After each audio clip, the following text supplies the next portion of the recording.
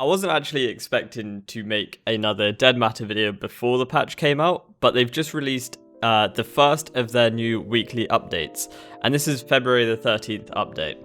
So yeah, let's jump straight into it. This one's actually filled with so much stuff, and the clarity and communication on this is actually really nice to see, and it sounds like going forward they're going to be improving on that more and more. So yeah, with that being said, hey guys, my name is Rolia or Taylor, and today we're back with another 𝙬𝙚 video. And if you do enjoy survival gaming videos or 𝙬𝙚, then do make sure to subscribe to the channel. This is going to be your place to keep up to date with all things survival gaming, and more importantly, the 𝙬𝙚 game. So that being said, let's jump straight into it and start at the introduction. Hey survivors, we are close to completing the new 0.6.0 patch for 𝙬𝙚, and we wanted to do a brief overview of the update to gather backer feedback before it goes out sometime next week. So there's confirmation that the update is going to be arriving at some point next week, and by the sounds of it, it's a very big update with a plethora of improvements as well as changes that were made under the hood. And in this video, I'm going to break down exactly what is in that from their update. So let's jump straight into it and let's talk about the medical system. There has been a significant overhaul to the medical system in 𝙬𝙚. 80% of the code for the old character's stat manager was rewritten to provide a simple and clean foundation for moving forward. Once that rewrite was completed, all of the existing medical conditions and the system that they interact with were replaced entirely. It was a bit of a painful rewrite that took quite a bit of time, but we now have a much more stable foundation to move forward on. The first noticeable change that comes from the medical system are the new HUD widgets that more clearly illustrate what your character condition is. These widgets will always pop up when changes are made to the values that they represent. We believe this will keep the player more informed about what is going on than the previous implementation. Now, I'm going to be honest, I'm not too sure I like this. By that, I mean the icons and how it's always on your screen when something affects them. I'm much more of a, when it comes to survival games, I like to sort of be left in the dark in the way that I need to figure out whether I'm hungry or, you know, if I'm bleeding, there's a small icon to say I'm bleeding. I always compare this game to DayZ, and I know I shouldn't, but in that game where you'll have a little cut icon to let you know that you're cut, and the icons are very clean and simple to understand. I don't really like the health bars. I don't really feel like they fit in a survival game, but I like that they've moved away from the old system. And I mean, this is bound to change down the line, and I'm sure improvements will be made to it. I think it's a good change that it's now a lot more simplified and you can see what's going on. I know a lot of players did complain about that, so the fact that they're listening to the community is definitely a step forward. We have also refactored stamina and split it into two different stats. Character stamina still functions identically to the previous iteration, where it would slowly go down when sprinting and start to recover when the player is standing still. Combat stamina is new and is only used for melee attacks or melee attacks. I always get picked up on that in the comments. This is to address an issue that lots of backers encountered when they would drain their stamina with a melee weapon very quickly, which left them completely defenseless and useless for the rest of the fight. Combat stamina has a fairly quick recovery compared to the stamina used for movement, and it allows for more viability in combat. Combat stamina is something players should always monitor, as pushing back infected and keeping your distance is much more important than ever before due to our new tagged damage system. When characters take damage, they will be slowed down for a brief duration, which will make encounters with larger groups of infected deadly and melee combat much more satisfying. So here's a comparison now of the new and the old medical panels. I've got to admit, the one on the left does look a lot more cleaner, less detailed, and the reason is because they have gone ahead and removed the nutrition system for now, but we'll come to that in a second. Since the majority of our medical system has seen changes, so has the user interface. You can no longer drag and drop items onto the affected limb to treat them. Instead, we opted for a more simple solution of adding treatment options to all medical items.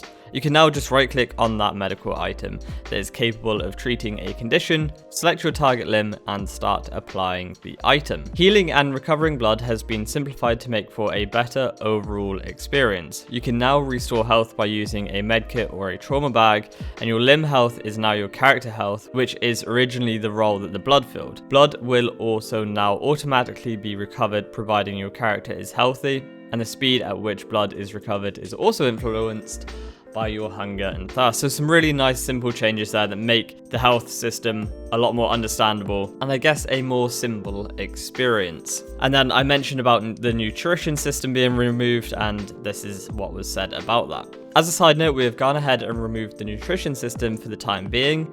This has been a system that we tried to implement without it becoming too overbearing or confusing.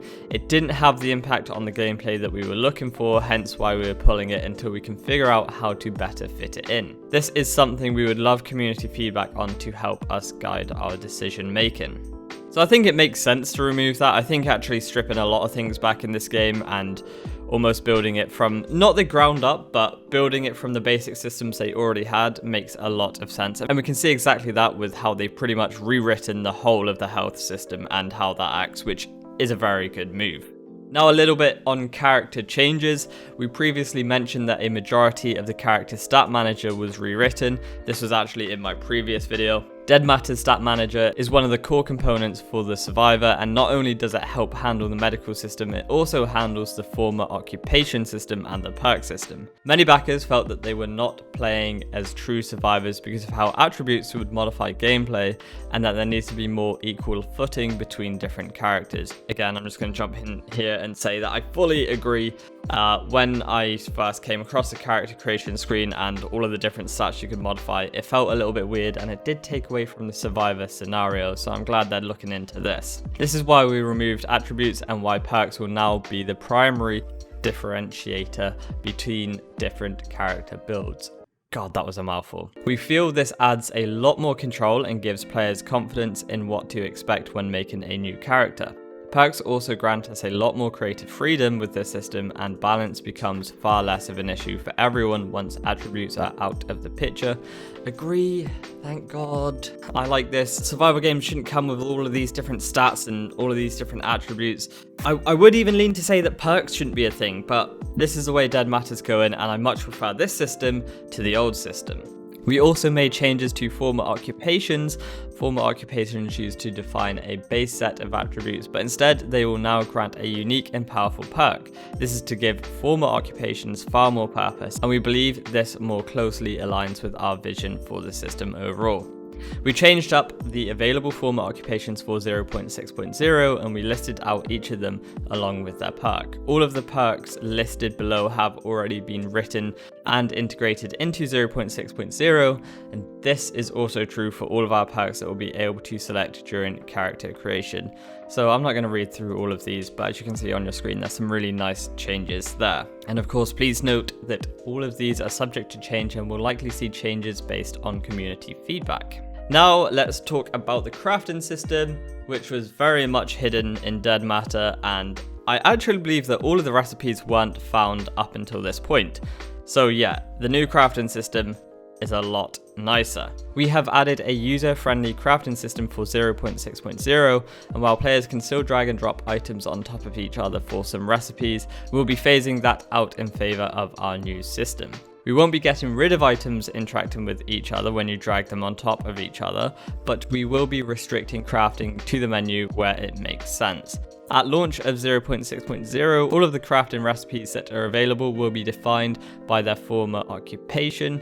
This is a little bit confusing. After we launch 0.6.0, we will continue to extend this system with crafting benches and ways for players to unlock new recipes for characters. To craft an item, you simply drag and drop your ingredients into the recipe. Once all of the required items have been added to the recipe, you need to drag the crafted item out of the recipe and into your inventory to complete the process. Now, to be honest, I like both forms of crafting systems. I do kind of like the hidden one where you need to like drag and drop items on top of each other to create other items, but this is really nice. This is clean and simple, and you know what you're trying to craft, which, you know, I can't complain about. I like this, and I'm sure a lot of you will as well. But one of the coolest changes or additions actually is the armor system. One of the overall aims for 0.6.0 is to push the game into a better direction and to make sure that every single element of the game is working when backers get their hands on it. One of those things that was missing from 𝙬𝙤𝙪 was a proper armor system for characters to use. Armor in 𝙬𝙤𝙪 was previously cosmetic,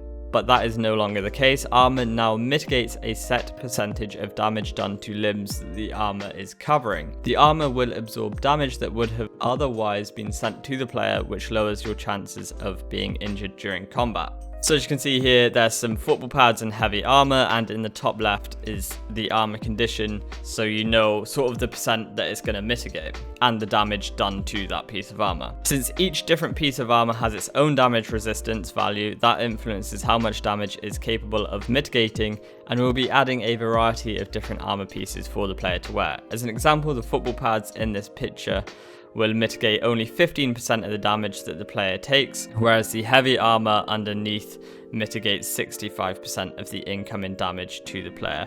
I actually think in the top left that's meant to be 15%, not 55, because I can't see how football pads and heavy armor are that similar. I just think that's a small typo. Armor will also only cover a set of limbs. The sleeveless armor on the left does not protect the player's arms, whereas the armor on the right will protect the player's arms and their torso. Now, almost wrapping things up, because this video has been a fairly long one, but there's so many cool details, and this is another. Shading improvements. While we haven't implemented the new foliage that will be part of the big map update, we have made changes to the foliage shading and made them look more appealing. We have also been making changes to the landscape materials for our world, which should result in a less blurry textures when looking at the ground in first person. So there's a picture here of the new grass shading, as well as a picture of the new foliage shading.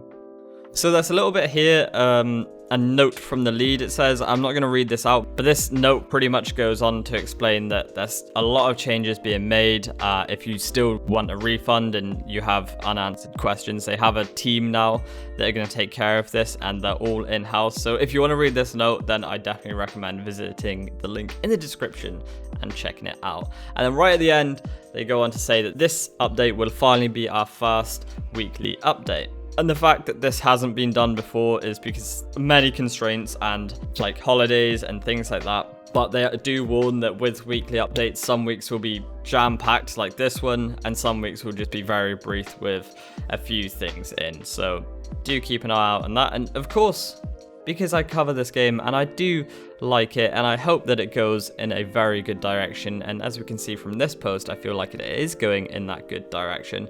I will be covering these weekly updates on the channel, so if you do want to stay up to date with the 𝙬𝙚𝙧 game, then please make sure to subscribe and have that bell notification active so you never miss one of my 𝙬𝙚𝙧 videos. And with that being said, I think we're going to round off the video here. It's been a long one, I've been talking for a while. Hopefully you've had a good weekend, and I'll see you all in the next one. Bye bye.